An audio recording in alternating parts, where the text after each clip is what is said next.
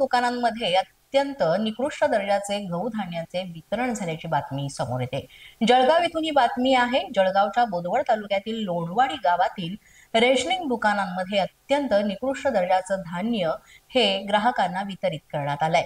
यामध्ये सडलेला गहू आणि आळ्या लागलेले तांदूळ नागरिकांना वाटप करण्यात आलेले आहेत आणि त्यामुळेच नागरिकांच्या आरोग्यावर याचा गंभीर परिणाम होण्याची शक्यता आहे। त्यामुळे रेशन ग्राहकांमध्ये तीव्र नाराजी पसरली असून प्रशासनाच्या भूमिकेवर प्रश्नचिन्ह निर्माण झालेला आहे।